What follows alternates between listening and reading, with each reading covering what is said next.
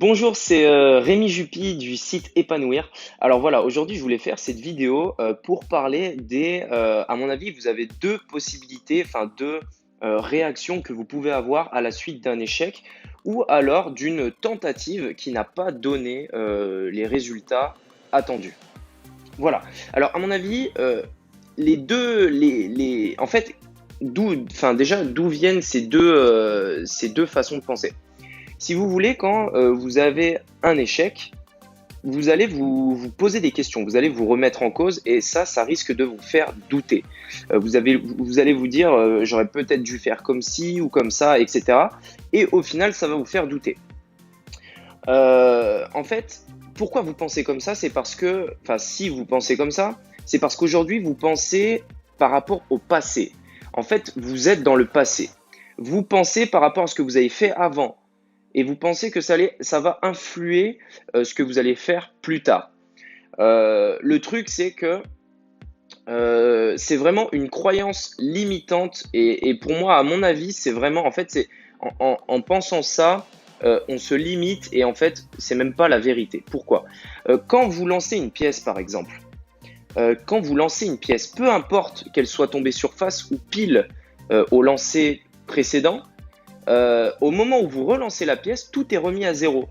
Il n'y a pas, le passé n'influence pas l'avenir. Le passé n'a aucune incidence sur l'avenir puisque dès que vous allez recommencer quelque chose, tous les compteurs sont à zéro. Le principe, en fait, c'est de ne jamais abandonner et de toujours continuer.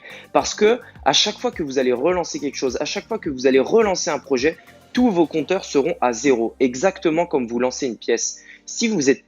Si votre projet n'a pas marché en 2017, qu'est-ce qui l'empêche de fonctionner en 2018? Eh bien, sûrement pas le fait qu'il n'a pas marché en 2017. Ça n'a rien à voir. Ça n'a aucune influence sur le fait qu'il ne marchera pas en 2018. Voilà, pensez vraiment à cette idée de pièce. Alors, pour revenir à ce que je disais au début, vous avez deux manières de penser. Soit vous pensez au passé, vous pensez que le passé va influer l'avenir, soit vous pensez au futur. Et vous vous dites que dès que vous recommencez quelque chose, tous les compteurs sont remis à zéro et que vous repartez du point de départ en fait. Et le passé n'est pas un fardeau qu'on traîne à la cheville, non. Il est là pour vous apprendre à ne pas commettre les mêmes erreurs, à faire ce que vous avez fait en mieux pour l'avenir et à repartir en fait de zéro. Mais en réalité, vous partez pas de zéro, vous partez avec plus d'acquis. En tout cas, ce qui est sûr, c'est que vous ne partez pas avec moins d'acquis et avec un fardeau qui vient du passé.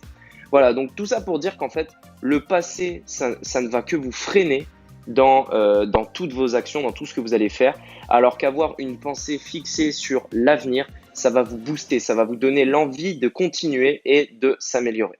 Voilà, je voulais simplement faire cette courte vidéo là-dessus. Oubliez pas, j'ai fait un e-book gratuit qui s'appelle Commencer à réussir. Vous pouvez le télécharger gratuitement, il y a le lien dans la description.